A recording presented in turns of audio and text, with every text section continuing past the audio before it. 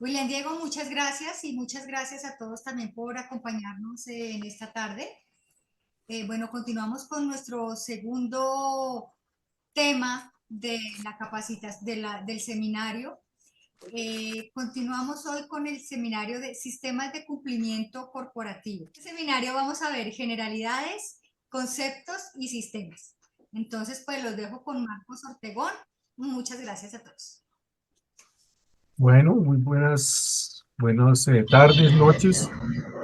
Vamos a proyectar y vamos a colocar cuidado a lo que vamos a hablar, que es súper importante. Entonces, aquí está lo que vamos a ver y observar y entender. La idea es que todos nos familiaricemos con estos conceptos, aunque a veces los conceptos son un poquito ladrilludos, pero es importante que ustedes se les despierte la vena de la investigación y comiencen ¿qué? Está activa. No, cierra. Comiencen a capitalizar todo esto que vamos a decir en esta reunión, ¿ok?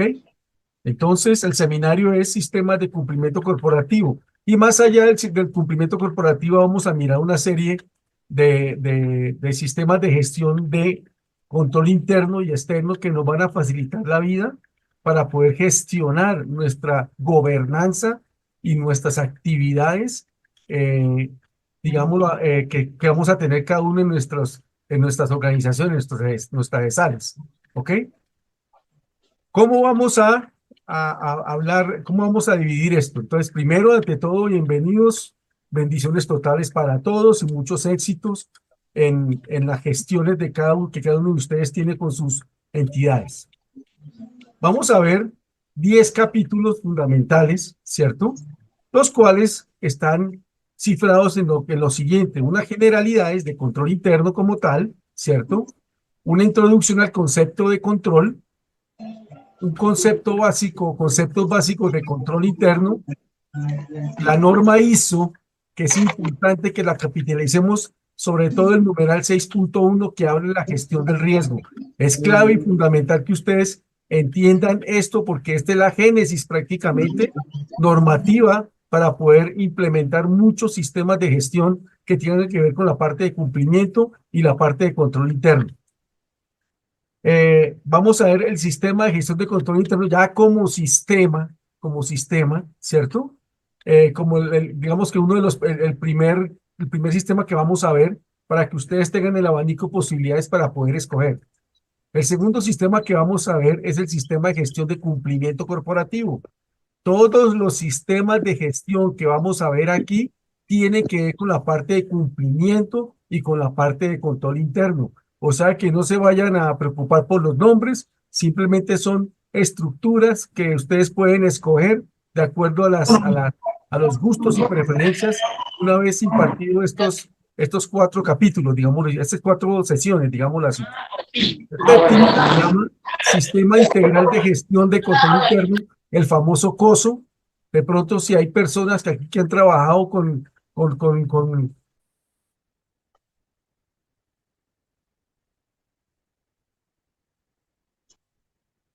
Se cerró cerraste tu micrófono, Marco. El micrófono.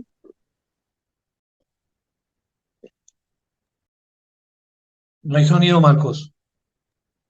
fue que me lo bloquearon, seguro. Bueno. No, es que fue Pili, hay que cuidarse mucho, cerrar todos los micrófonos, nunca cerrar el expositor. Adrianita y Pilita, por favor, se cuidan mucho de eso. Gracias, Bueno, adelante, Marcos. gracias. Ok, sigamos. Entonces, repitamos desde el quinto. Entonces, comenzamos a ver el sistema de gestión de control interno como sistema. Todos los sistemas que vamos a ver aquí son de control interno y cumplimiento. Lo que pasa es que los nombres son diferentes, pero les presentamos aquí un abanico de posibilidades para los que les guste más un sistema que otros lo puedan implementar, pero todos tienen que ver con la parte de cumplimiento y la parte de control interno. Entonces vamos a ver también el sistema de gestión de cumplimiento corporativo, ¿sí? Y el sistema de gestión de control interno COSO, que es un sistema que muchas entidades del Estado o de economía mixta, sobre todo, por ejemplo, el caso de Ecopetrol, la tiene implementada.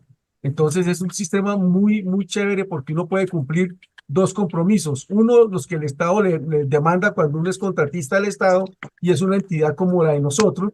Y otro, pues la empresa privada como tal o la entidad privada como tal. ¿Ok? Bueno, vamos a ver el modelo estándar de control interno Messi. De pronto muchos de ustedes van a decir, oiga, pero ¿por qué vamos a ver esto si esto es estatal? Claro que es estatal, pero nosotros, el modelo estándar de control interno Messi es fundamental para la implementación del famoso MIPG, del modelo integral de planeación y gestión del Estado. Y ese sistema estándar de control interno Messi es la dimensión 7, nada menos y nada más que ese MIPG que llaman. ¿Ok? El 9, el programa de transparencia y ética empresarial, que es el último tema que vamos a ver como sistema. Y por último, las conclusiones y recomendaciones que este grupo les hace a ustedes. ¿Ok? Entonces, vamos a comenzar con el primer módulo donde vamos a ver los primeros 5 capítulos que están aquí, ¿cierto? Y vamos a comenzar con esto que es sumamente importante. El motivo oculto aquí esto, ya lo oculté. Ok. Bueno, control interno. Para muchos es un coco, para otros es una facilidad, para otros es simplemente cumplir un compromiso, pero más allá de eso, ¿cierto? Eh, ese control interno va a tener unas normas de consulta, unas estructuras de consulta, las cuales ustedes deben tomar nota, o bueno, cuando vean el video en YouTube o cuando les pasemos este documento en PDF, ojalá puedan coleccionar y tenerlas como documento de consulta, Ay, de me referencia. salí más sentido y ahora vea. Entonces, la norma, obviamente el sistema de gestión de calidad, tienen que tenerlo en su lista de documentos oficiales que cuentan. Modelo integrado de planeación y gestión, también en la página del civil está esa parte, ¿cierto? El sistema de gestión cartilla antisoborno la consiguen en Google, esta es fundamental tenerla, ¿cierto? El sistema de gestión de continuidad del negocio también está en Google, lo pueden descargar perfectamente, ahí lo guardando para consulta. Y el estándar internacional de mensajería y servicios financieros, el famoso ISO 20022, que tiene que ver mucho con este objetivo que estamos persiguiendo y es el famoso QFS.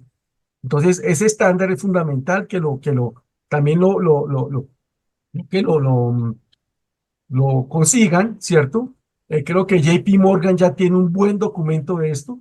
Esto es nuevo para todos, entonces es importante saber que como es nuevo, pues no hay mucha información, pero siempre hay bastante. Valga la redundancia o la contradicción, pero es así. ¿Ok? Bueno, ¿qué es el control interno? Comencemos a definir esta frase, ¿cierto?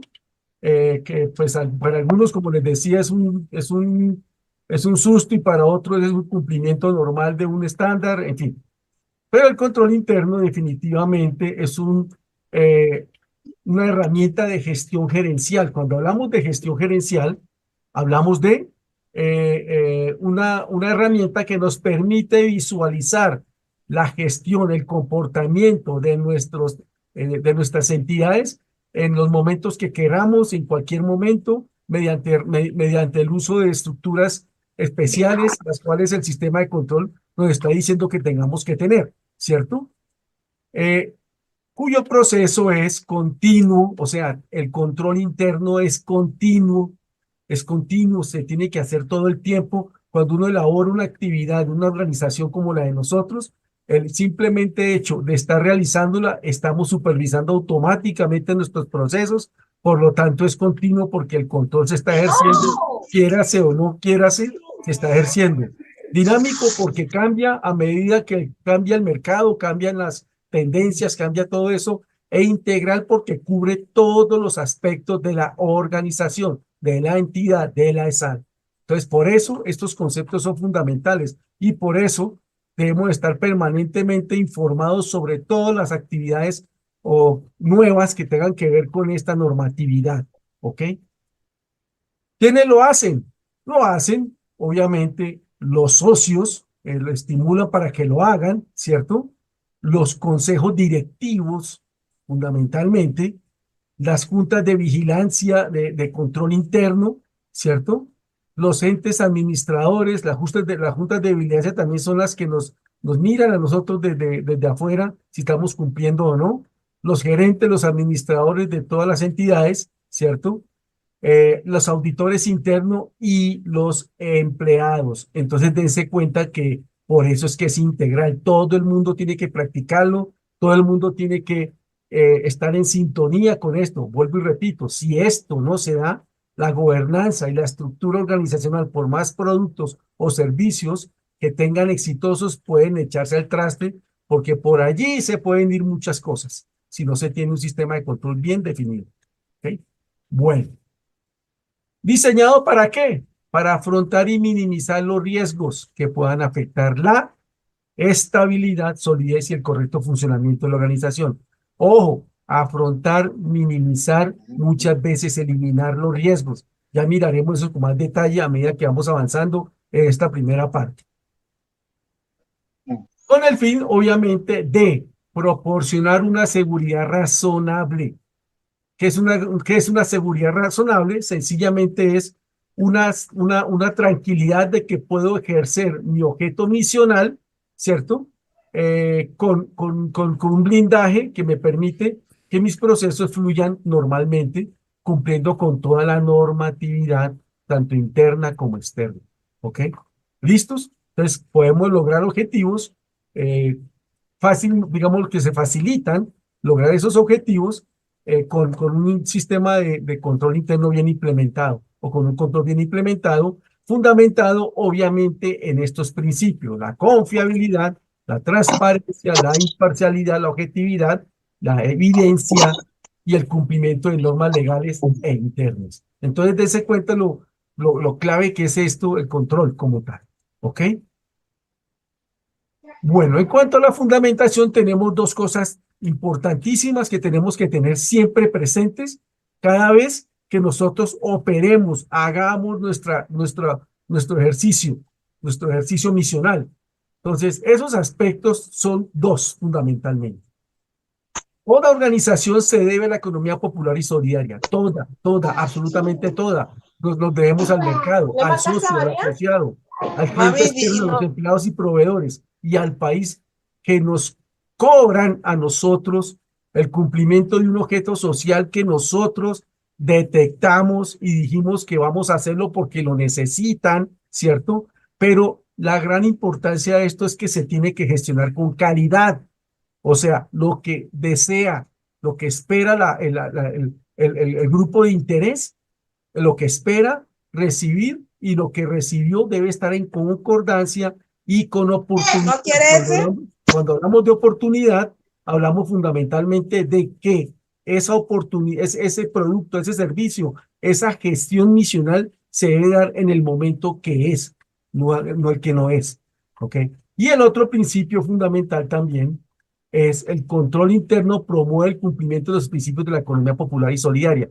¿Qué es promover? Los ayuda a que se hagan realidad, ¿sí? La mejora de la gestión asegura el adecuado uso de los recursos. Nos ayuda a utilizar todos los recursos que nosotros conseguimos, tanto externamente como internamente, ¿cierto?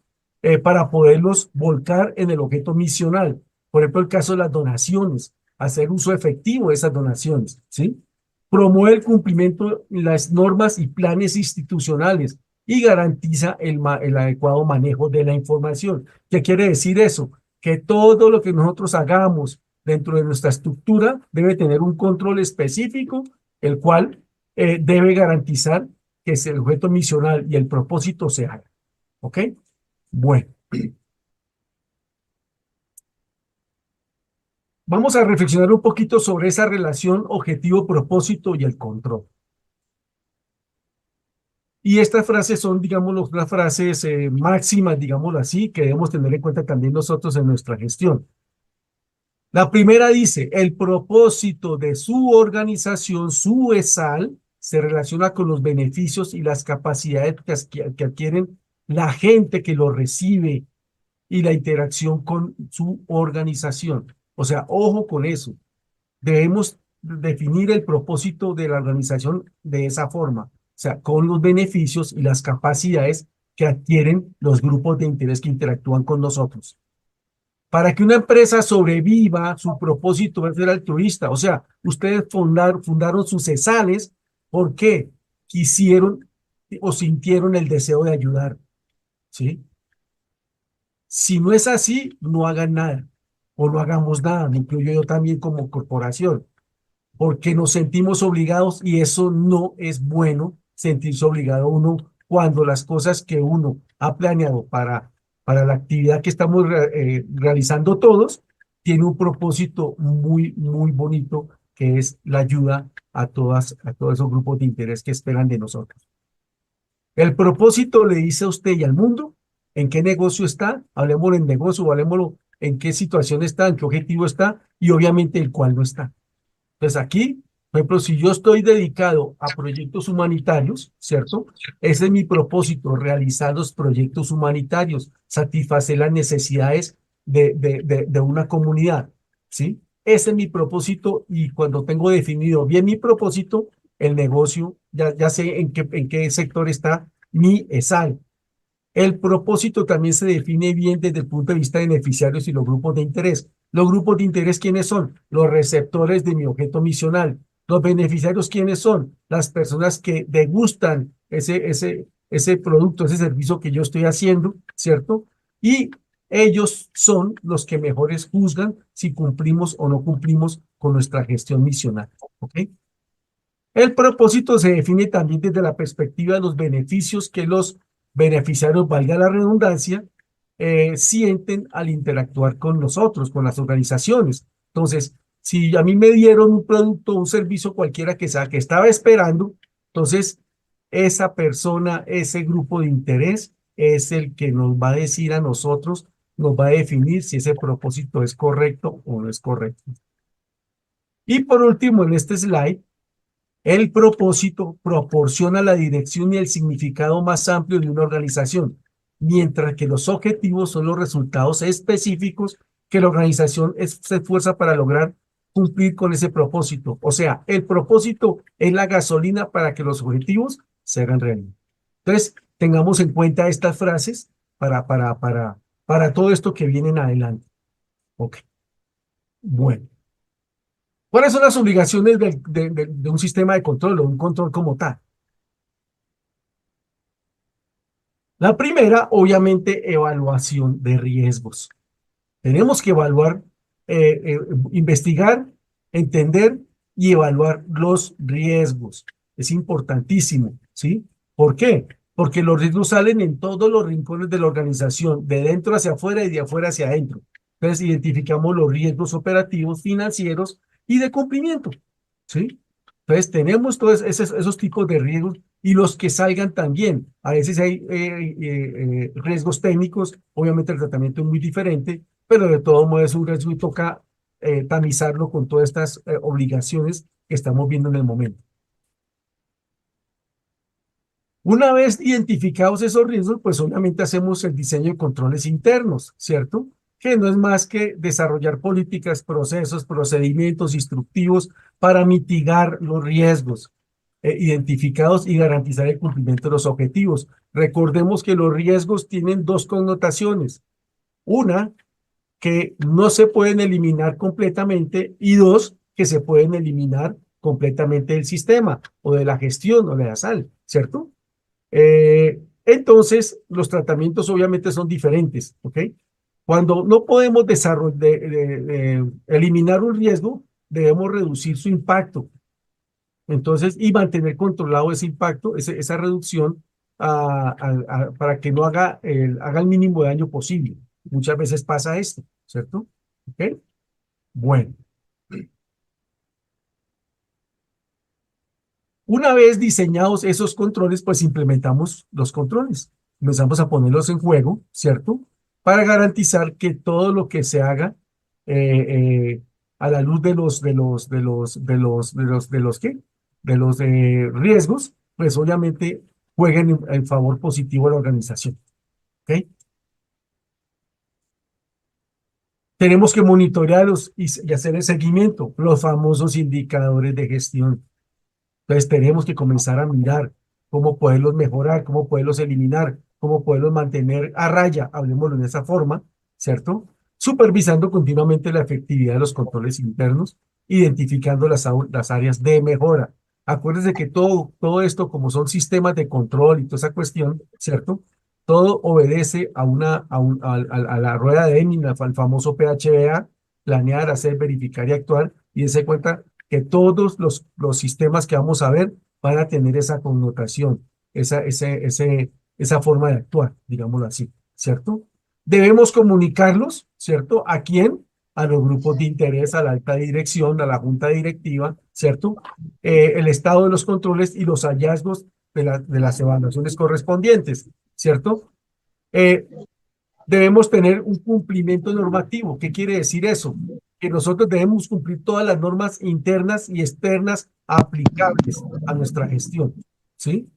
Asegurarnos que la organización cumpla con todas las leyes que tengamos presentes nosotros y que debamos cumplir por la naturaleza de nuestra sal, ¿sí? Si la sal es de la salud, debemos cumplir todas las normas que hay en el Estado en materia de salud. Si es de proyectos humanitarios, la misma cosa, internas, externas, inclusive internacionales como tal, ¿cierto? Debemos hacer auditorías internas como obligación, ¿cierto? Y realizarlas periódicamente para garantizar todo que el sistema funcione. Y por último, debemos coordinar con auditorías externas. Recuerden que las ESALes todas las están mirando los entes de control. Cuando un ente de control llega a hacer auditoría externa, nosotros como entidad, como entidad que tenemos un sistema de control, debemos procurar ayudarles, apoyarlos en todo lo que necesiten, informaciones, todo lo que necesiten, ¿sí? Para que pueda ser un éxito esa intervención también y esa validación que el gobierno hace o los entes externos hacen eh, para garantizar que la entidad está funcionando correctamente. ¿Ok? Bueno, miremos un poquito esta parte del sistema de gestión ISO y vamos a ver el numeral 6.1. ¿Sí? ¿Qué dice el numeral 6.1? Acciones para abordar riesgos y oportunidades. Recordemos nosotros que cuando hay riesgos, ¿cierto? Cuando detectamos los riesgos, de una vez casi automáticamente salen las oportunidades y no tanto de mejora, sino de hacer las cosas de otra manera muchas veces, ¿sí? Entonces, esas oportunidades y los riesgos vienen siempre enlazados los dos. Entonces, la norma internacional dice que hay que abordar esos riesgos y esas oportunidades y hacerles un tratamiento, el que demande cada uno de los sectores y que nos estamos moviendo nosotros como ESALes, ¿ok? Entonces, lo primero dice acciones para el tratamiento de riesgos oportunidades. Cada vez que yo diga debe, la organización es de obligatorio cumplimiento hacer realidad esto que está diciendo la norma internacional. Y el sentido común también, ¿cierto? En este caso, repasando un poco esta parte de la norma ISO numeral 6.1, la organización debe considerar las cuestiones externas e internas. ¿Qué son las cuestiones externas e internas? Las cuestiones externas son todas el bombardeo de información, el bombardeo de gestión que viene de afuera, de los grupos de interés, ¿cierto? Que inciden positiva o negativamente en la gestión misional de la organización. Y las internas también son todas las actividades que se hacen dentro de nuestra ESAL que pueden influir positiva o muchas veces negativamente dentro de la entidad. ¿Ok? Entonces, deben considerarse las cuestiones externas e internas que son pertinentes, o sea, que tengan que ver de manera directa con el propósito y la dirección estratégica de la organización de la ESAL. Debe realizarse el seguimiento y la revisión de la información sobre estas cuestiones. O sea, yo tengo que detectar, definir esos riesgos que de pronto con la interrelación de esas cuestiones externas e internas llegan y esas cuestiones deben tratarse, deben revisarse. deben hacerse el seguimiento, debe aplicarse la técnica, lo que quieran ustedes y lo que vamos a ver acá, ¿cierto? Y también la organización debe determinar las partes interesadas que son pertinentes. Cada uno de ustedes debe hacer un listado de las partes interesadas que inciden dentro del objeto misional o el sector en que se está moviendo la ESAL. ¿Ok?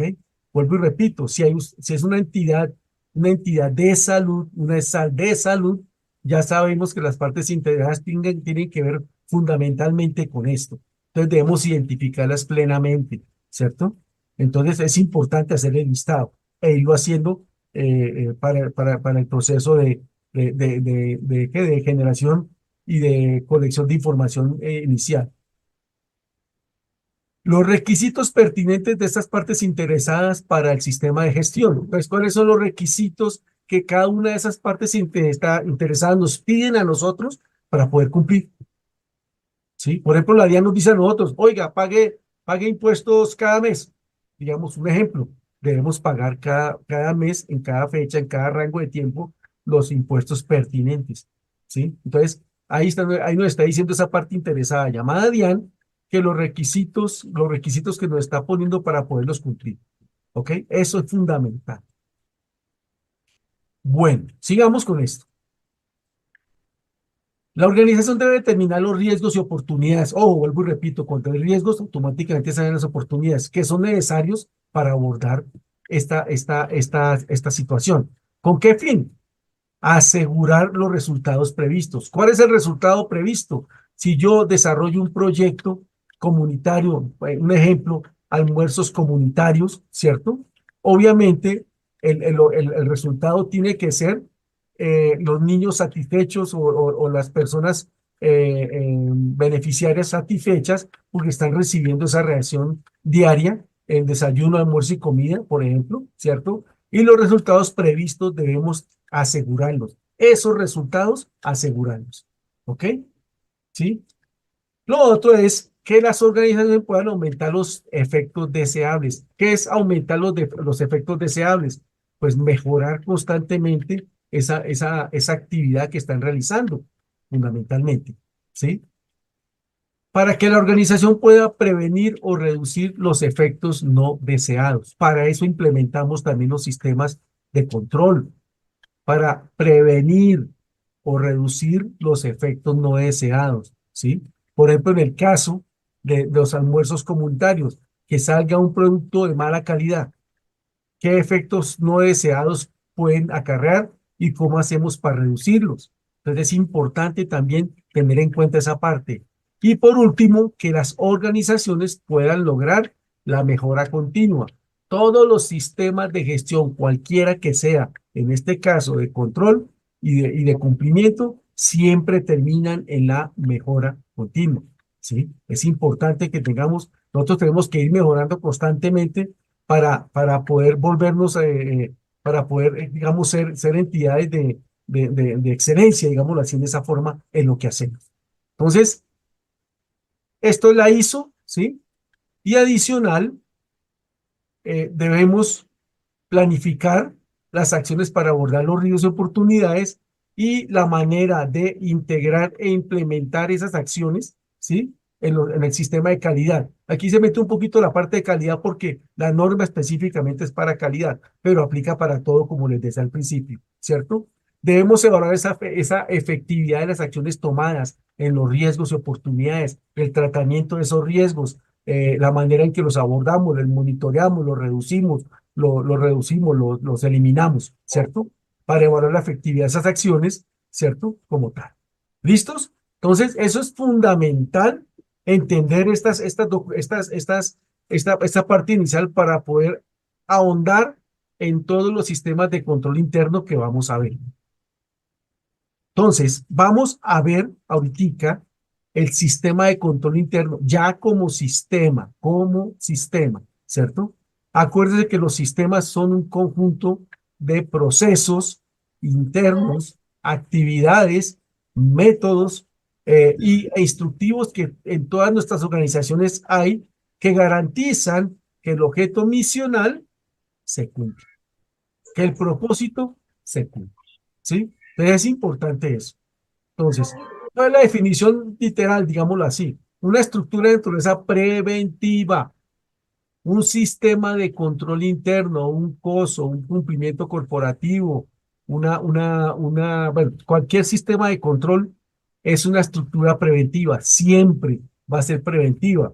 No quiere decir que no toque tomar acciones correctivas, claro que sí, nos toca tomar acciones correctivas muchas veces, pero entre menos acciones correctivas tengamos que hacer, es porque nuestro sistema tiene unos excelentes procesos, unos excelentes controles preventivos y nos abarata un poco la gestión y nos facilita que la organización trabaje adecuadamente. ¿Ok? ¿De qué está compuesto esos planes? Pues obviamente, perdón, ese sistema de planes, métodos, principios, normas, procedimientos, mecanismos de verificación y evaluación, etcétera. ¿Sí?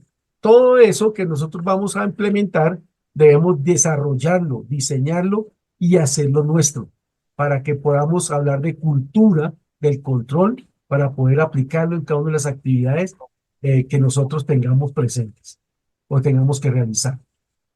¿Cuál es el propósito de esto? Fortalecer las entidades, ¿sí? Para que establezcan acciones preventivas, ya lo dijimos, ¿cierto? Para proporcionar una seguridad razonable, vuelvo y repito, seguridad razonable. Nosotros no vamos a implementar un sistema de control y se acabaron todos los riesgos, no, es imposible. El único que dice todo eso es Dios, nadie más, ¿sí? Pero cuando hablamos de seguridad razonable es que la operación normal de la ESAL funciona adecuadamente, ¿sí? Con todos los parámetros correspondientes cuando tenemos implementado un sistema de control bien efectivo, ¿cierto? ¿Ok? Bueno, y obviamente debemos cumplir las normas legales constitucionales vigentes, ¿cierto? Es importante también. ¿Qué objetivos debemos cubrir con el sistema de control interno? Debemos establecer mecanismos de protección a los recursos que tenemos nosotros. ¿Para qué? Para poder operar, para poder realizar nuestro objeto misional, ¿sí? Debemos generar mecanismos que permitan la evaluación y seguimiento de la gestión, estructuras de trabajo para poder asistir estos riesgos y poderlos eliminar o reducir y controlar, ¿sí? Debemos establecer lineamientos que permitan la oportunidad y la confiabilidad de la información. Vuelvo y repito, la oportunidad quiere decir que la información llegue en el momento justo, con la calidad justa y con la confiabilidad de que toda la información que está contenida en los reportes sean de verdad y se puedan cotejar de manera efectiva con simplemente mirar la trazabilidad de cada una de las informaciones, ¿sí? Y tenemos que hacer énfasis en los temas operativos, estratégicos, contables y financieros. O sea, en todo el eje transversal de operatividad de la ESAL. Y por último, aumentar la efectividad de la gestión institucional. Esos son los objetivos que perseguimos nosotros cuando implementamos un sistema de control, cualquiera que sea. Aquí cito una serie de herramientas que ya hemos visto, ¿cierto? Que son el famoso MESI, que son el marco integrado del control interno COSO, que eso vamos a verlo más adelante, el famoso MIPG, que les decía a ustedes, que tiene que ver mucho con MESI, la ISO 9001 ya la vimos, ¿cierto? La ISO 37000, la cartilla antisoborno, la ISO 27001, la seguridad de la información y otros sistemas de control. Entonces, a medida, vuelvo y repito, que vamos avanzando, vamos invocando algunos de estos documentos, los cuales ustedes deberán encontrar, buscar, investigar, guardar y consultar las veces que sean necesarias para garantizar el perfecto funcionamiento de su ESAL desde el punto de vista de control interno y de cumplimiento. ¿Ok? Bueno. ¿Qué aspectos? Esta parte es chistosa porque hay mucha gente que dice, nada, es que esto es más trabajo, que esto es no sé qué, que esto sí sé cuándo. Miremos esos mitos y leyendas con el sistema de control interno. El primer mito o leyenda que dicen es que es una amenaza. Que eso, la gente que llega allá es policía, entonces vienen a sorprenderme haciendo mal las cosas, que no sé qué. No, no se debe percibir el control interno como una amenaza. Es una forma de facilitar los mecanismos para que los procesos fluyan adecuadamente cumpliendo todo lo habido y por haber en ese sector en el que nos desenvolvemos. Entonces, es importante eso. Lo primero, no es una amenaza. Lo segundo, implementación por terceros. Ah, que eso es cuestión de terceros, que sí sé cuándo. No. El control interno lo implementamos nosotros, porque quienes conocemos la actividad interna somos nosotros, no es el consultor. Los consultores se usan para que nos faciliten normas, nos faciliten herramientas, cosas por el estilo, ¿sí? Pero, o andar en temas específicos, pero no para que implementen ellos mismos esa cuestión, ¿ok? El tercero, que es una carga adicional, lo que hablábamos ahorita, que es trabajo, es más trabajo, que no sé qué, que dice cuándo, y mucha gente no se está dando cuenta si son dueños de organizaciones, ¿cierto? Que esto se está haciendo para el bien y para garantizar la permanencia de la sal o de la organización dentro del ciclo de vida de las empresas, digámoslo así, las entidades, ¿sí? No es carga adicional. Al principio nos va a costar, claro que sí, porque es un cambio de cultura, pero tenemos que hacerlo. El cuarto hace referencia a que es una moda. Yo cuando trabajé en Fabricato alguna vez, nosotros comenzamos con el proceso de calidad total y toda esa cuestión, el Kaizen y la calidad en todos los aspectos, que vamos a hacer supervisores de nuestro propio proceso. Entonces nos enseñaron. De repente llegó una persona y dijo, no, que salió una moda, un nuevo sistema llamado reingeniería. Entonces a quererlo implementar sin haber afianzado esa calidad que estábamos formando. A veces se pone como moda, pero no es moda siempre y cuando las organizaciones definan que necesitan de estos sistemas para poder mejorar y para poder garantizar la misionalidad y la permanencia de la SAL, de la organización. Entonces, ojo con eso, que esto no es moda, ¿sí? Esto no es moda. Y por último, que es infalible. Ah, no, que yo ya monté un sistema de control interno, entonces ya me blindé contra todo. No, no. Lo que pasa es que nos va a ayudar a definir todos los riesgos, nos va a ayudar a hacer un tratamiento, nos va a llegar a ayudar a hacer muchas cosas, ¿cierto? Pero nunca los riesgos van a desaparecer. A medida que va avanzando la tecnología, avanzando todo, los riesgos también aumentan, van aumentando, van aumentando. Dense cuenta, por ejemplo, con la banca digital que está pasando, ¿sí?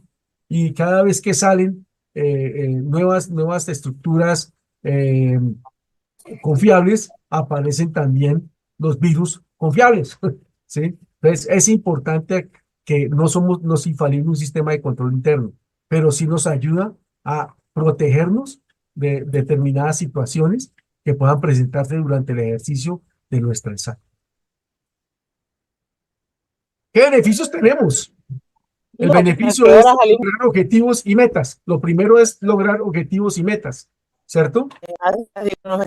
Entonces, cuando logramos eso, entonces decimos, oiga, jugó nuestro sistema de control en lograr estos objetivos y estas metas. Qué bueno, qué chévere. Nos salió bien, los procesos fluyeron bien, la gente trabajó bien y toda la cuestión, y etcétera. ¿Sí? Entonces, promover el desarrollo organizacional. Entonces, aquí el avance, la cuestión, todo eso, el desarrollo organizacional es clave y fundamental. Si nosotros tenemos un sistema de desarrollo organizacional, es porque tenemos un buen sistema de control interno. ¿Listos? Fomentamos la práctica de valores internos y externos.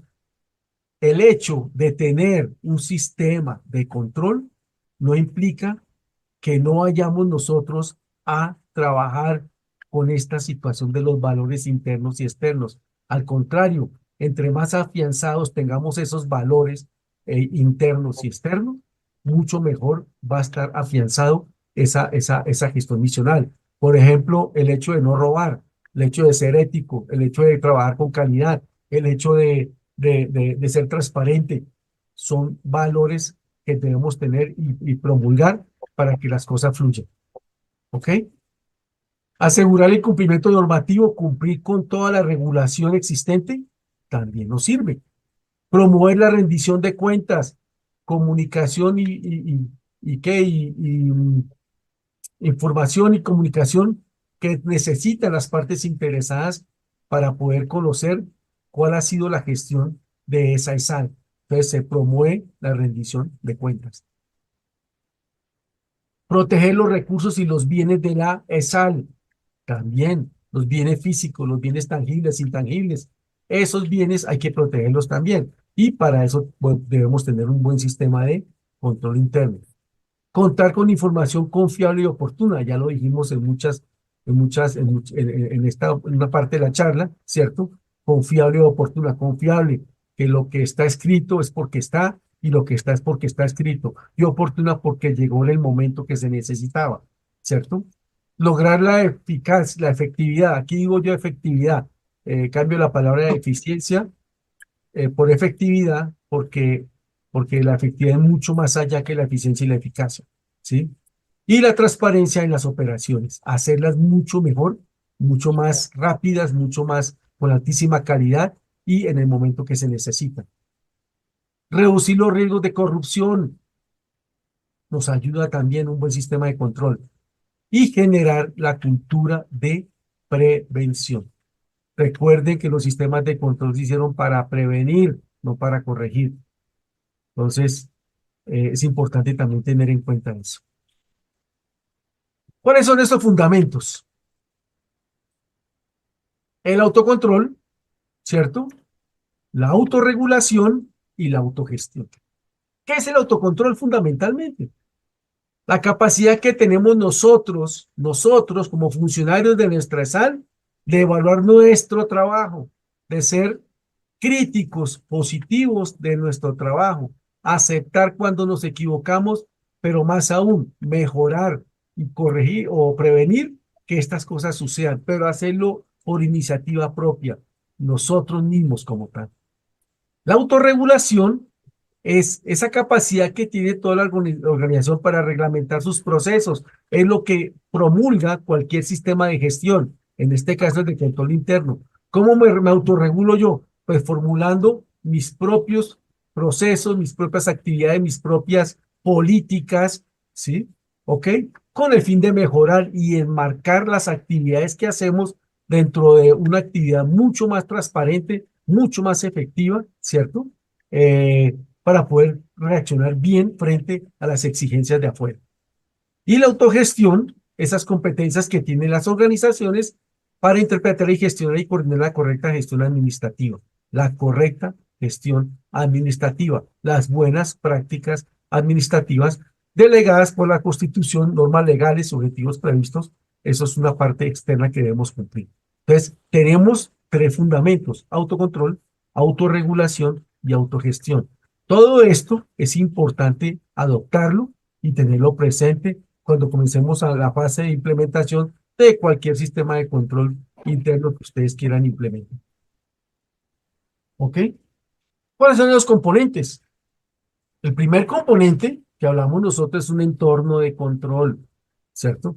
Cuando hablamos del entorno es que vamos a trabajar en un ambiente controlado, ¿sí? ¿Sí? Provee esa estructura, esa disciplina a la entidad. Esa disciplina es un entorno de control. La responsabilidad es un entorno de control que debemos nosotros estar diseñando todo el tiempo al interior para tener unos excelentes resultados del desempeño de la ESAL, de las personas, de los departamentos, de toda la estructura. La evaluación de riesgos, obviamente, ¿cierto?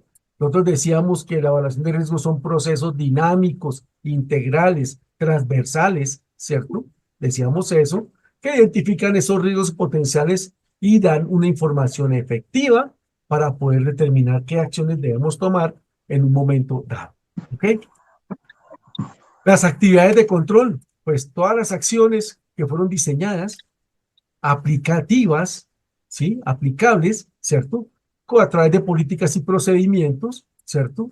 Para asegurar la ejecución de las directivas de la administración. O sea, la actividad que esas directivas esperan que suceda de cada uno de las ESALs.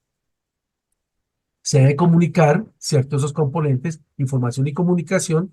Entonces debe haber estructuras que le estén informando constantemente todas esas cosas que puedan pasar, ¿cierto? O que estén pasando con base en el sistema de control, ¿cierto?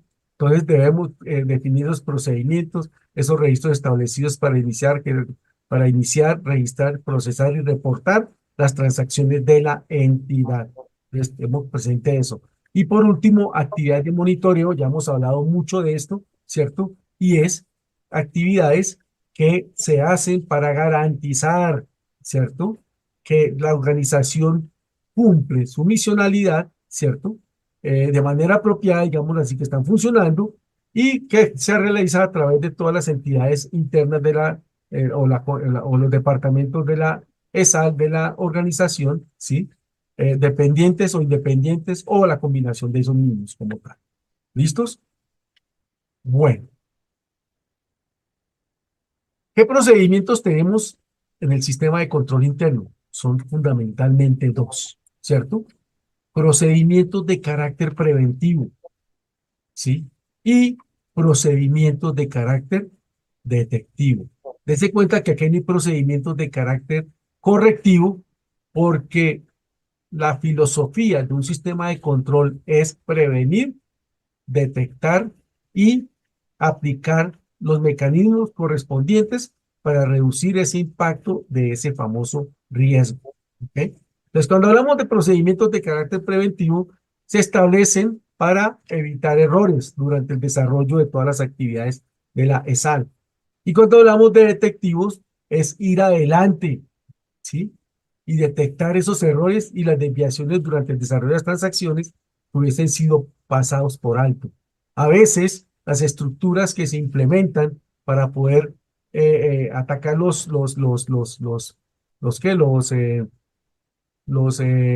los errores, toda parte, a veces fallan.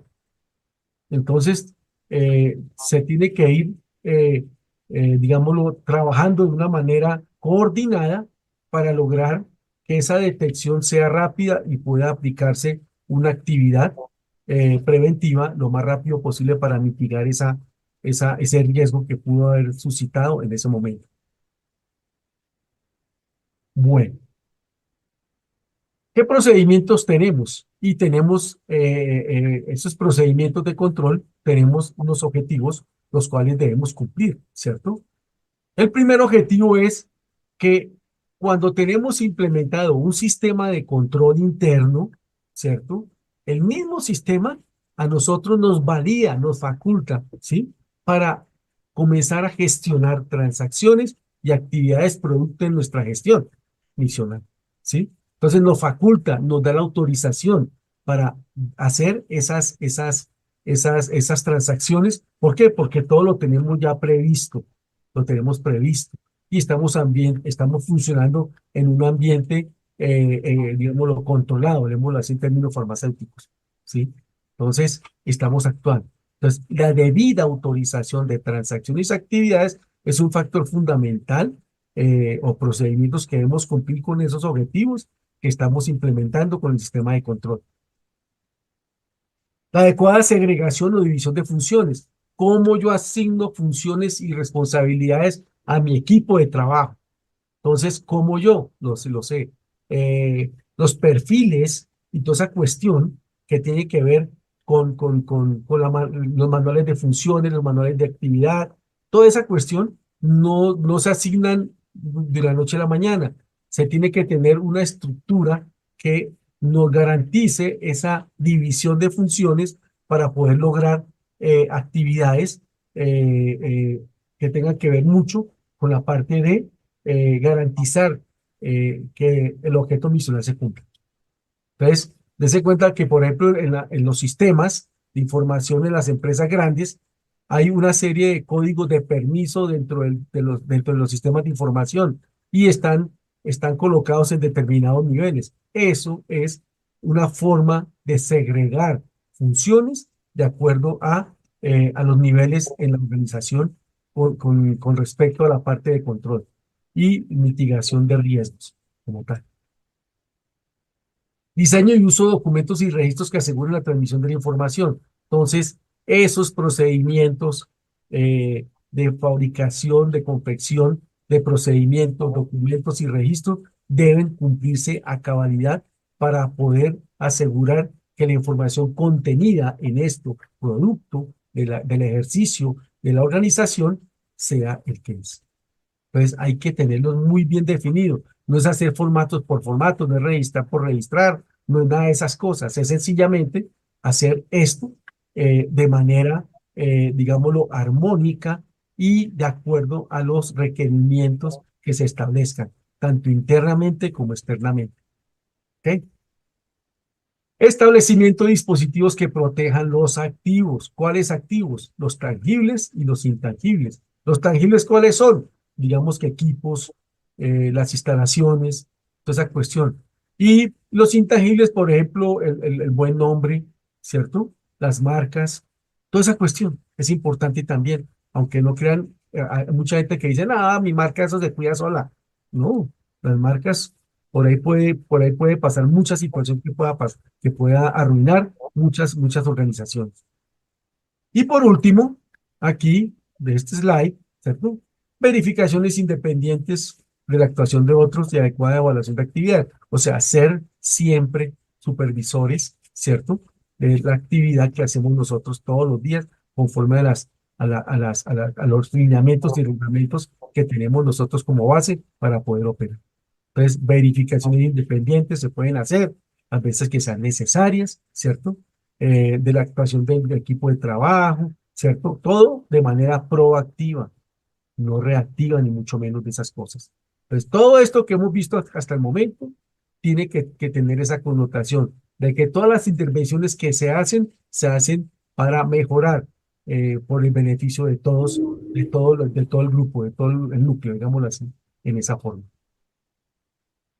¿Cómo es el plan de trabajo para trabajar, digámoslo, en un ambiente de control e implementar toda esa cuestión? Lo primero que vamos a hacer nosotros es un diagnóstico institucional. Dense cuenta que como es un sistema, pues toca hacer un diagnóstico, ¿cierto? Y vamos a ver que de ese diagnóstico salen una serie de hallazgos y cosas por el estilo, las cuales necesitan un tratamiento específico, ¿cierto? Una vez hecho esas identificaciones de esas situaciones, entonces se comienzan a estudiar todas esas alternativas de intervención. ¿Cómo vamos a tratar esa novedad que se encontró durante el proceso diagnóstico, ¿cierto? Y cómo vamos a hacer el tratamiento de esas novedades como tal, ¿sí?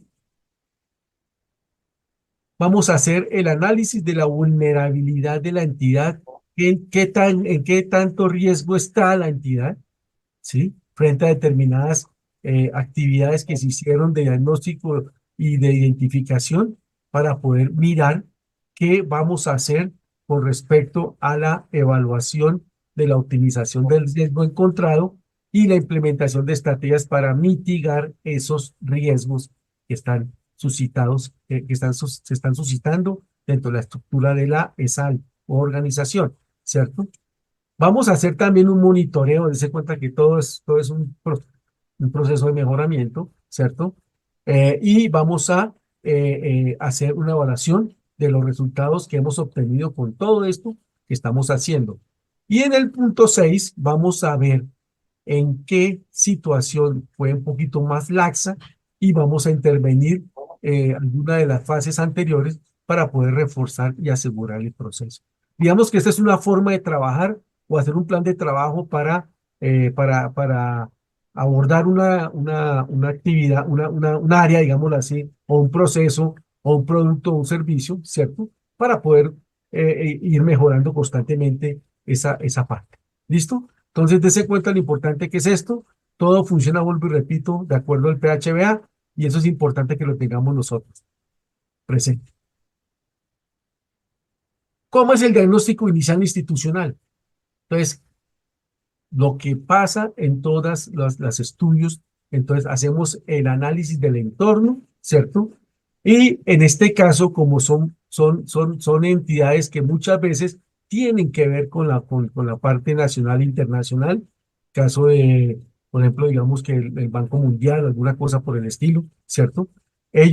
Nosotros tenemos que hacer el análisis del entorno de esos grupos de interés, ¿cierto? o ese ambiente que se está desarrollando la sal.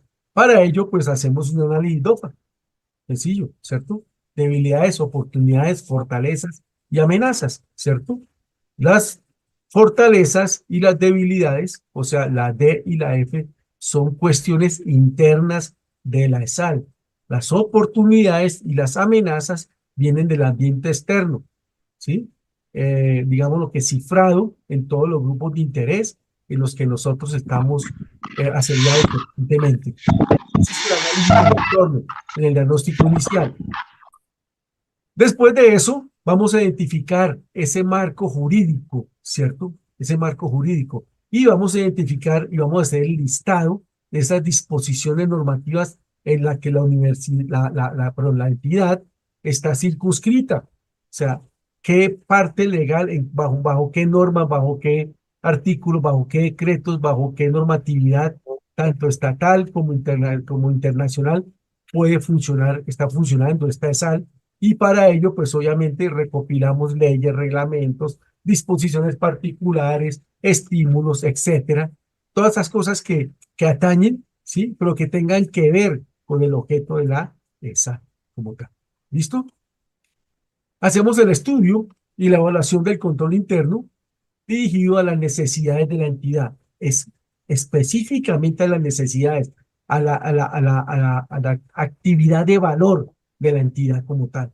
¿Y aquí qué hacemos?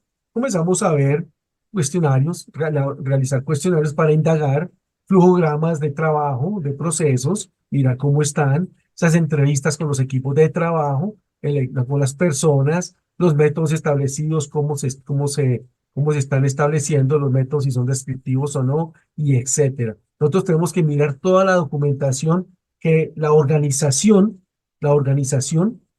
entidad tenga para ver cómo están definidos esas actividades internas que hacen realidad para lo que fue creada la ESA. ¿Ok? Entonces, este es el diagnóstico inicial institucional, ¿sí? Esas tres cosas son fundamentales que las capitalicemos nosotros para comenzar esta implementación. Vamos a identificar como parte 2 las alternativas o tratamiento de novedad. ¿Qué es una novedad? Es una cuestión que puede ser una oportunidad o puede ser un riesgo, entonces por eso le llamamos novedad, mientras que las bautizamos, la circunscribimos dentro de el análisis de los riesgos. Identificamos los riesgos que amenazan la entidad. ¿Qué riesgos amenazan la entidad? Por ejemplo, digamos que generación de energía, por decir algo.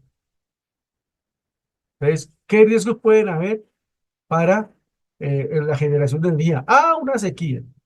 Ah, robo continuado de energía. Ah, no sé qué. Ah, sí sé cuándo. Entonces, identificamos esos riesgos de manera clara.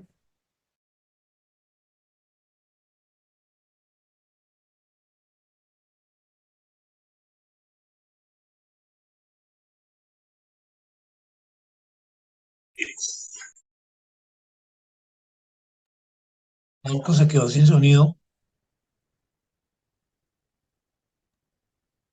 Dale camino, Marcos. Dicen que se cayó la señal. Vamos a ver, Sí, esperemos unos segundos a ver. al parecer se quedó Si sin alguien la ve micrófono. en el suelo, que la recoja, por favor. ¿Se pegaría muy duro? Se golpeó duro. Marcos, Ya le vuelve, estamos Marcos, vuelve. Estamos hablando de Marcos Vuelvis. Vuelvis, por favor, Marcos. ya le estamos marcando porque parece que se quedó sin internet. Ah, bueno, no hay ningún inconveniente. Por ahora, compañeros, vayan, me imagino que han ido estructurando sus preguntas y que las tengan a la mano porque cuando volvamos, pues vamos a atender las inquietudes o nos cuenten hasta dónde van. Hola, Marcos. Oye, tú estás al aire, oye. ¿Qué pasó? Es que se fue la señal. Qué pena con ustedes. Este internet aquí está como fregando Tranquilo, mucho. tranquilo. Eso es por pagar en dólares. Ah, bueno, Qué pena prosigue con aquí. ustedes.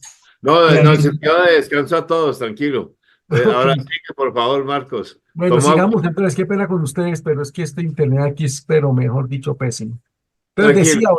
decíamos otra vez que identificamos, o sea, en la parte 2 identificamos las alternativas y los tratamientos de novedades.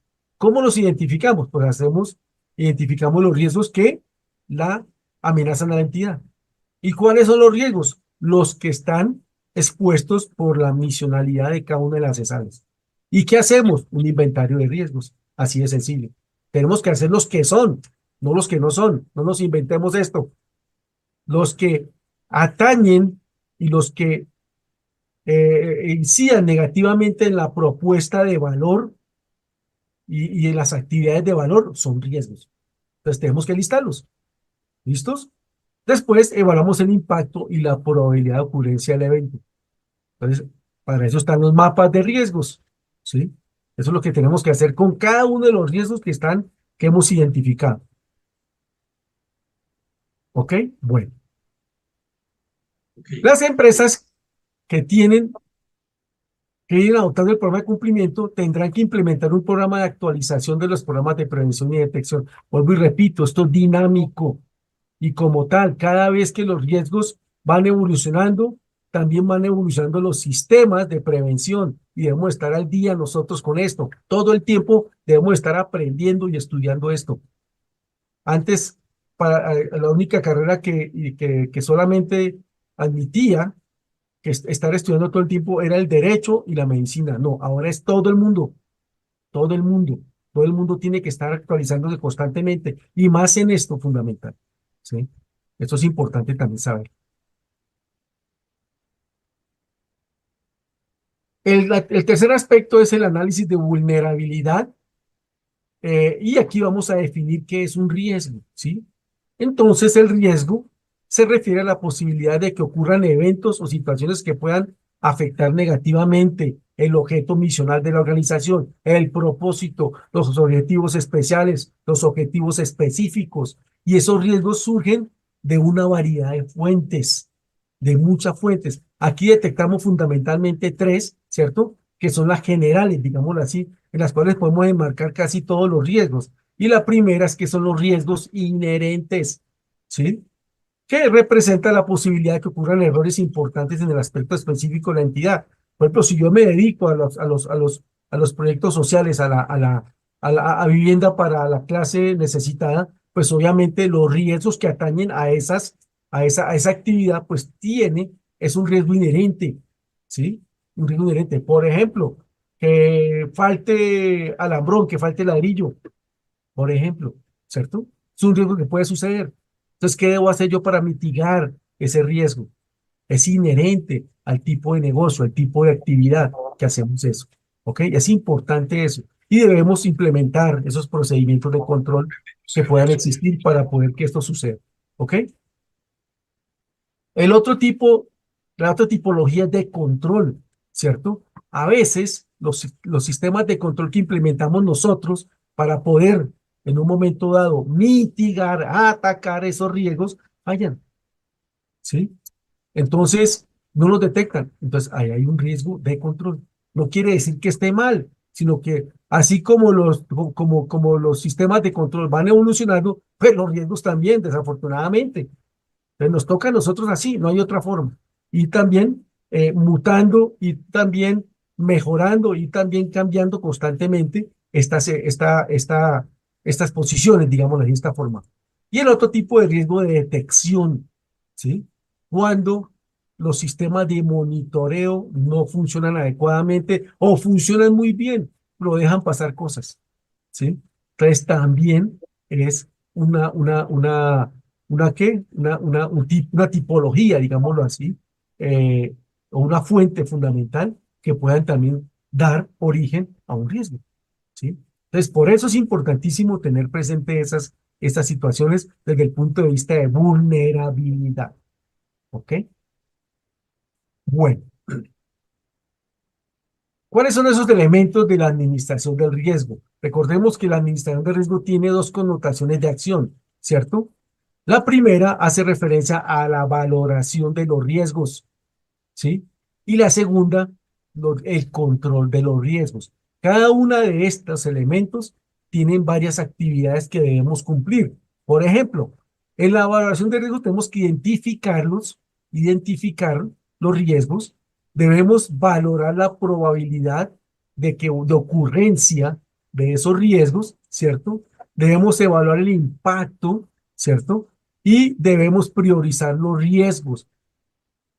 ¿Por qué los debemos priorizar? Cuando comencemos con el tratamiento de esos riesgos, ¿cierto? Debemos, espérate un momentico, perdón, ahora sí, generar opciones de tratamiento de esos riesgos, ¿cierto? Debemos generar opciones de tratamiento de esos riesgos. Debemos hacer un plan de contención y de contingencia cuando se presentan, cuando son detectados, ¿cierto? Contenciones de pararlos y de contingencia cuando hablamos de lo anterior, los tres aspectos fundamentales, ¿cierto? Y es ¿qué tenemos que inventar nosotros cuando ocurre una cosa que nunca ha pasado? Por ejemplo, la pandemia, ¿cierto? La próxima pandemia ya vamos a estar más preparados, ya no vamos a tener un plan de contingencia, sino un plan de contención, ¿cierto? Entonces es importante también entender eso, ¿ok? Tenemos que asignar responsabilidades en el control de los riesgos y debemos medir y controlar esos riesgos para poder seguir dando la vuelta, como dicen, seguir identificando, seguir mejorando constantemente esa administración y ese tratamiento de esos riesgos que tanto nos afectan en cada una de nuestras ESADs. ¿Ok? Bueno, digamos que esos son los elementos fundamentales. Aquí hay un ejemplo de un mapa de riesgos, ¿cierto? Donde están, obviamente, hay muchas formas de evaluar también, pero digamos que esta es, creo que es la más usada, digámoslo así, que se compara el impacto con la probabilidad de ocurrencia. El impacto hace referencia a esa incidencia que tiene el riesgo, ¿cierto? Frente a determinada situación adversa que se pueda presentar dentro de la organización y está clasificado en ninguno, ligero, moderado, severo y catastrófico. Por ejemplo, la pandemia, ¿qué fue? Catastrófica, ligera, fue catastrófica, ¿sí? Porque además de haber causado tantas muertes, ¿cierto? No la conocíamos, porque decíamos que cada 100 años y toda esa cuestión, en fin, bueno, poco de mitos y vainas con esa pandemia. La probabilidad de ocurrencia de esa pandemia, ¿cuál era? Era al 25%, no era el 100%, porque no se conocía. Entonces, debemos clasificar esa pandemia como catastrófica y la colocamos en la parte de aquí, de esta parte, ay, perdón que se me fue, qué pena, discúlpeme, me fue el mapita, ¿cierto? Aquí en esta parte donde dice catastrófico, ¿cierto? 25%, muy seguramente, o por debajo de 25, no sabemos, pero fue catastrófica. ¿Por qué? Porque no la conocíamos, porque no teníamos historia de probabilidad de ocurrencia de cosas similares. Entonces, por eso es importante. Esta es una de las formas, digámoslo, de evaluar cada uno de los riesgos, después de haber juntado toda la documentación del mismo y poderlo evaluar para poder tomar el plan de acción correspondiente. ¿Ok? Ese es el famoso mapita de riesgos. ¿Ok? Bueno, vamos al paso 3, que es la identificación de alternativas y tratamiento de novedades. Entonces, aquí medimos las competencias que tiene la entidad para gestionar el riesgo. ¿Estamos preparados? ¿No estamos preparados? ¿Tenemos la gente? ¿No tenemos la gente? ¿Tenemos los procesos? ¿No tenemos los procesos? Muchas cosas aquí tenemos que evaluar para poder gestionar el riesgo. Y debemos prepararnos y tener toda la parafernalia montada para poder asumir esa responsabilidad. ¿Ok? Entonces aquí hacemos un análisis DOFA otra vez o FODA, hacemos un inventario de recursos humanos y tecnológicos y podemos también en este momento, digamos, lo que acudir al beneplácito de los asesores externos, que nos pueden dar una luz fundamental en qué teorías, en qué cosas podemos nosotros, qué herramientas podemos tener nosotros para poder gestionar esto. ¿Ok? Bueno, debemos diseñar e implementar los modelos de prevención de riesgos. Y aquí tenemos que políticas, procedimientos, formatos instructivos, reportes e indicadores. O sea, toda la estructura funcional para intervenir en la gestión de riesgos desde el punto de vista de control interno, debemos tenerlo claro. Debemos tenerlo claro. ¿Ok? Debemos divulgar el contenido del programa de prevención y tenemos que capacitar la gente, ¿cierto? En los niveles correspondientes que tengan que ser, ¿cierto? Debemos documentar, debemos hacer el programa de prevención, debemos capacitar, toda esa cuestión, hay que hacerla fundamental, ¿no? Y debemos tener el consentimiento para la práctica de revisiones, auditoría, monitoreo, todo eso es cultura, cultura del control, ¿sí? Cuando uno establece una cultura de control, ya son actividades que son intuitivas, ¿sí? Entonces, así se facilita más la gestión de la empresa, ¿ok? Y tenemos definición de planes de contingencia y reacción desde la empresa por un indebido control, si es que llegamos a esas instancias. La idea es no llegar a planes de contingencia, pero a veces las cosas se salen de control porque lo desconocíamos, por ejemplo, la pandemia, como les dije anteriormente, entonces tenemos que definir todo esto, planes de contingencia y reacción desde la empresa por un indebido control. No debe ocurrir, pero tenemos que tener engatillado toda esa estructura que necesitamos para que funcione esto. ¿Ok? Bueno. Evaluamos la optimización del riesgo y la implementación de estrategias como cuarto punto del sistema de control interno. ¿Qué hacemos? Fijamos estrategias. ¿Qué estrategias? Las necesarias para poder mitigar, para poder que no suceda esto, ¿sí? O para llegar a la justa proporción, pero que no incida mucho en el gestionar de cada una de las empresas, las áreas, perdón. Entonces debemos crear políticas para cada una de las áreas involucradas. Por eso es tan importante cuando el ingeniero Ladino habló sobre la parte de gobernanza y habló de políticas, de procedimientos, eso no es en vano, eso hay que hacerlo, tenemos que hacerlo. Esas políticas debemos crearlas, esos procedimientos, esas normas, hay que hacerlas, ¿sí? A todas las áreas involucradas y diseminarlas a los entes de control y a los grupos de interés que sean necesarios, ¿sí?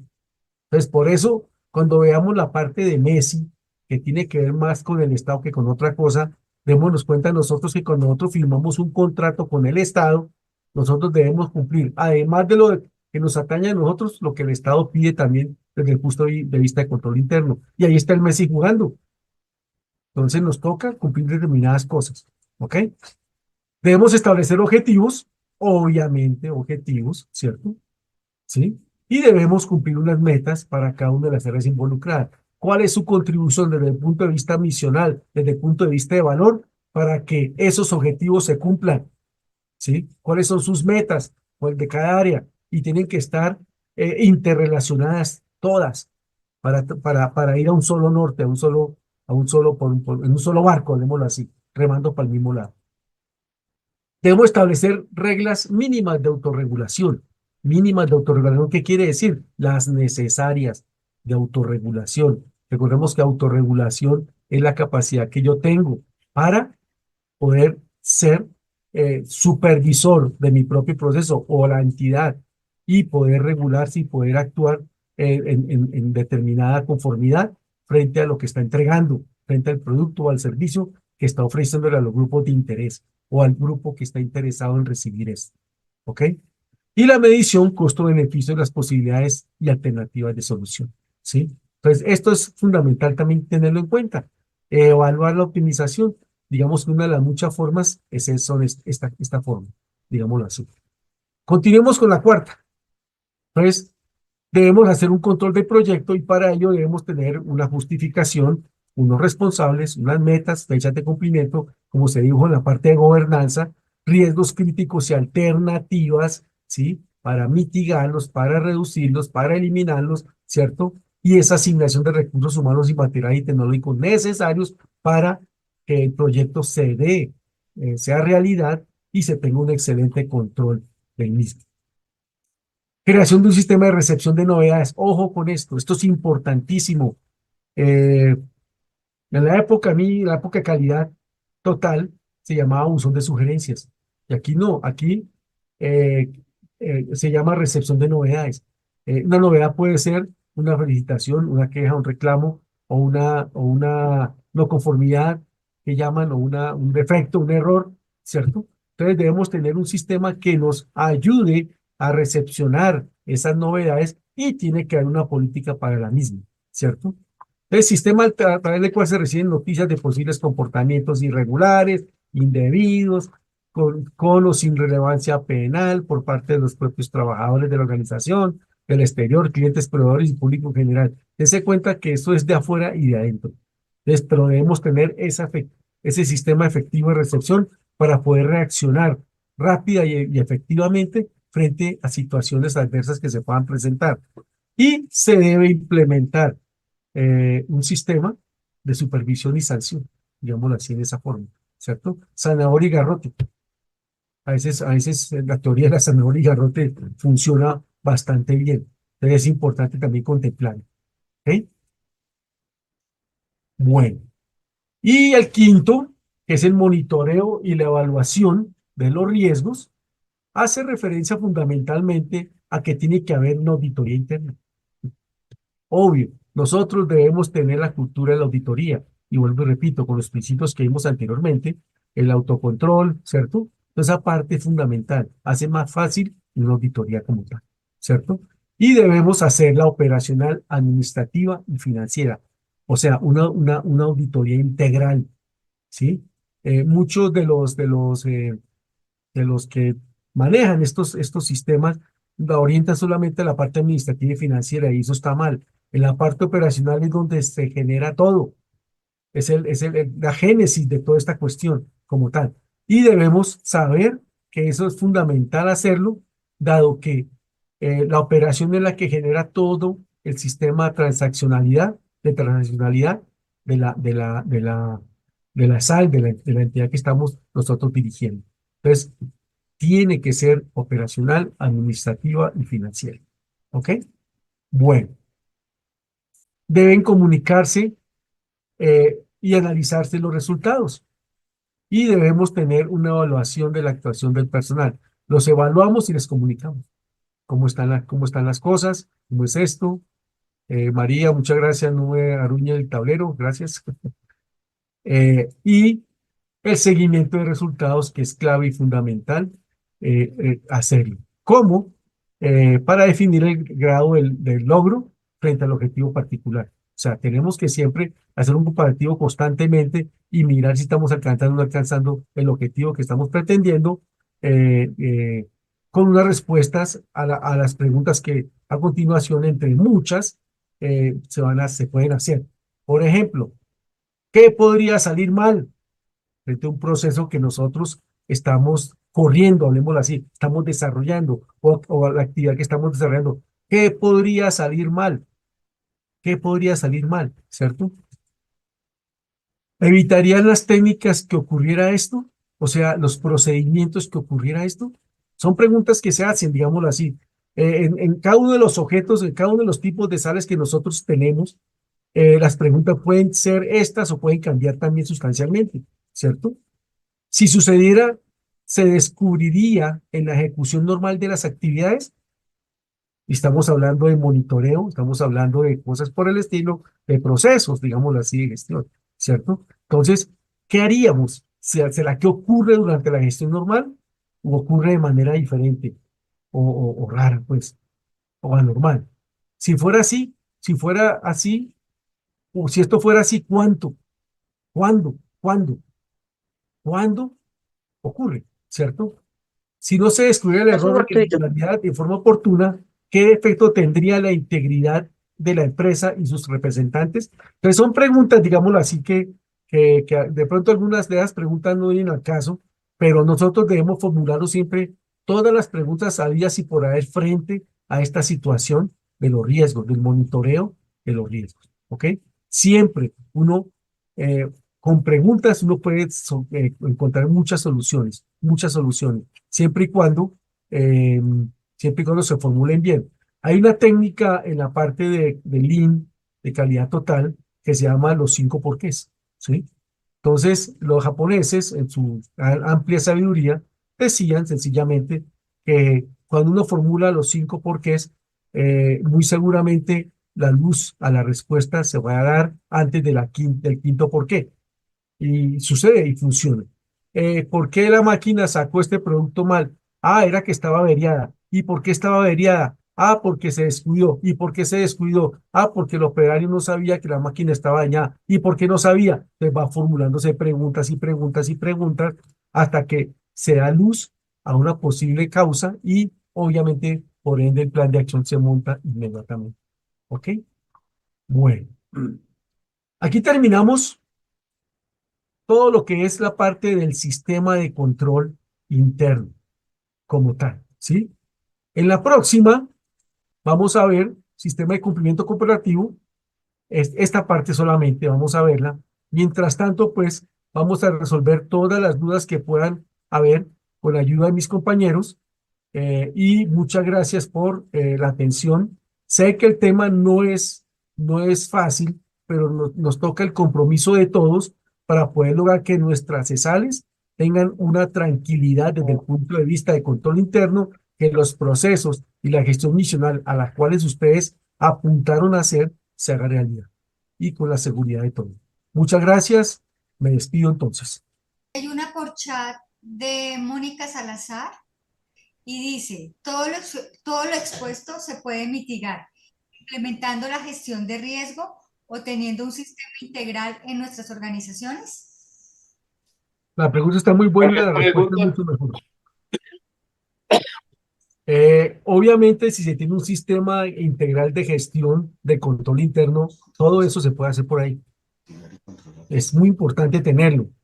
Por eso hay muchas entidades que no le ponen cuidado a esto, sino ya cuando se pone, cuando salen muchas acciones correctivas, o sea, van a tener que reprocesar trabajos y cosas por el estilo, no entienden la importancia de esto. Pero desde el punto de vista sistema de gestión de control interno, sistema de gestión del cumplimiento, cualquier sistema de gestión de control que se implemente, muy seguramente les va a ayudar a mejorar todo esto. Muchas gracias. Y también agradecerle al señor Marcos porque este es un tema no solo espinoso, sino pesado de alguna forma, porque desafortunadamente no es una cultura en la mayoría de las organizaciones y Exacto. tendremos que empezar a adoptarla como tal. Quiero decir con esto que pues lo comprendí bastante bien y sobre todo la presentación permitió ser como muy didáctica porque en verdad ¿no? Yo tomé un curso de esto junto con una compañera de Terranita, precisamente para tratar de entender, en ese momento yo era la representante legal.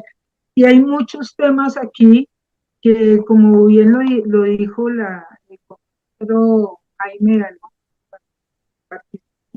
esto depende mucho de la organización. Es decir, si toda la organización no está comprometida, desde los directivos hasta la persona de oficios varios, es muy complicado, ¿sí? Porque Exactamente. generar una cultura implica tiempo. Quería hacer una pregunta y es un poco que siempre le he tenido porque de todas maneras estos no son temas de mi resorte, digámoslo así,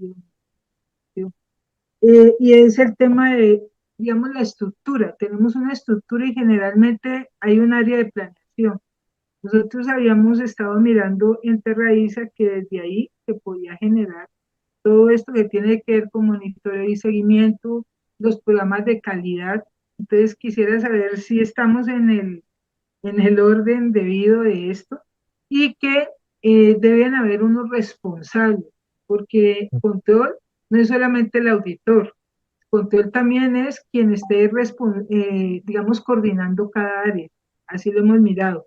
Y más allá, los colaboradores, como bien se dijera, pero nosotros tenemos también una relación muy importante, en el caso de Terravisa, con una cantidad de organizaciones con las que estamos trabajando en este programa de prevención.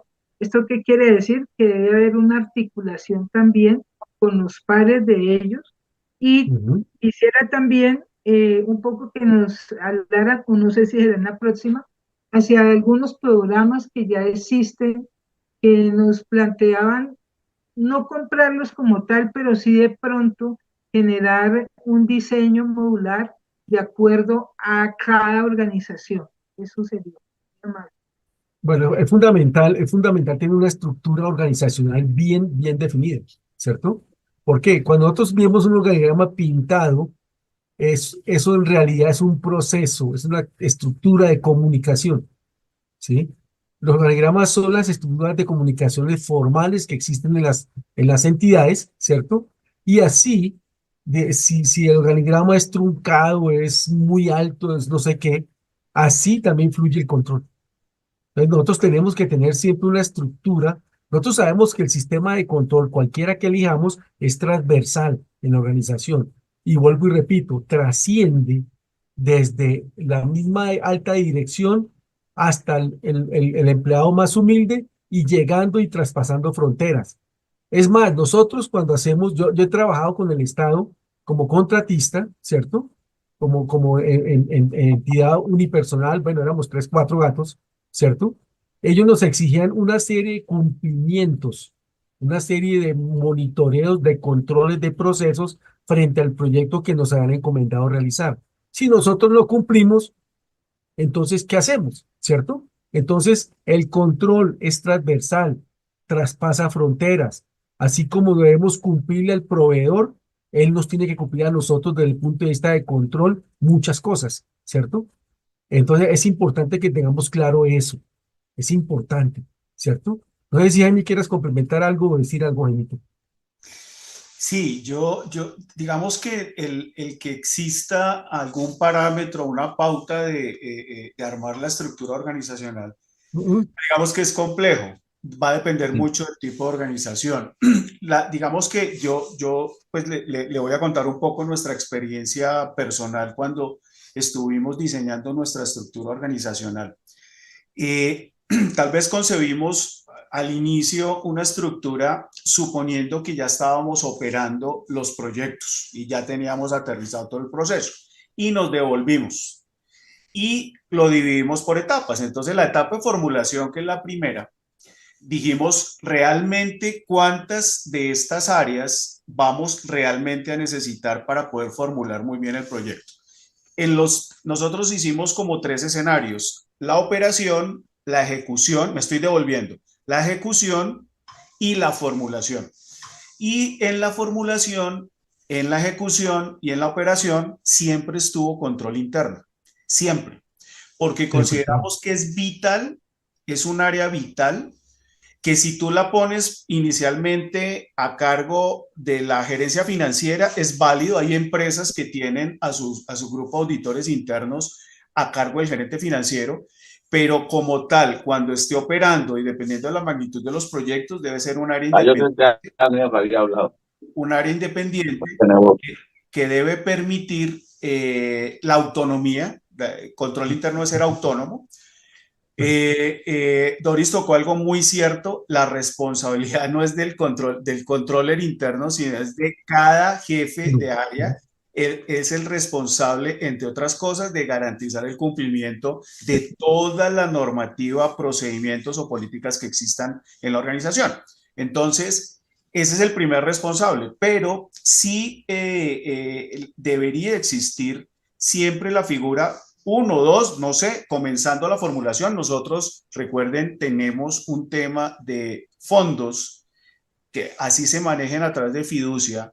En la formulación se van a erogar gastos, se van a requerir una serie de temas que es importante que se cumplan las políticas que hayamos definido para ese aspecto. Y el controller empieza a trabajar desde el comienzo para garantizar esa transparencia en los procesos. Y en la medida que ya pasemos de la formulación a la ejecución, en la ejecución ya tenemos un grupo de personas adicional, incluso terceros, contratistas, construyendo cosas o haciendo cosas. Con mayor razón debe estar un área involucrada dentro del proceso, y en la operación ni hablemos. Entonces, esa fue la forma como nosotros estructuramos, digámoslo así, la forma de trabajo para asumir este gran reto.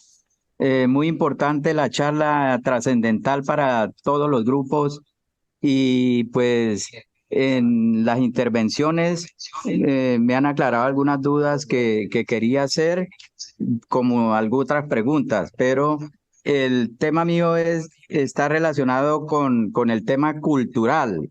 Alguien habló de la parte cultural que es muy arraigado en muchos funcionarios que empiezan el proceso cada vez que hay cambios, ¿sí? Y algo que yo quiero preguntar es que pues dentro de todo lo que se dijo hoy del tema, no veo la palabra hallazgos, los hallazgos que hacen una auditoría o una supervisión, cómo se solucionan y cómo tienen que ver con la parte cultural que trasciende dentro de una corporación. Nosotros hemos hablado del riesgo, ¿cierto? El riesgo es un hallazgo. Cuando nosotros hacemos un diagnóstico, encontramos una serie de hallazgos, ¿cierto? Los cuales se van a tratar de alguna forma. Digamos, el caso, por ejemplo, de los riesgos, ¿cierto? Los riesgos es un hallazgo cuando hablamos nosotros de control interno, ¿cierto?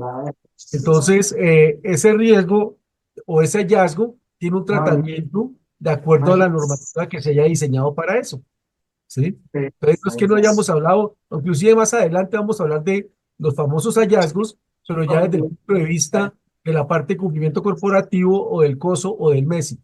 Pero un riesgo es un hallazgo, definitivamente, un hallazgo especial, digámoslo así, cuyo tratamiento toca tomarlo con acciones preventivas. Hay dos tipos de situaciones que se presentan. Cuando se hace un control interno, digamos que hay unas políticas que se deben cumplir, y cuando el auditor confronta la realidad contra esas políticas o procedimientos o normas y encuentra que no se está cumpliendo, eso es un hallazgo y eso es hay que generar una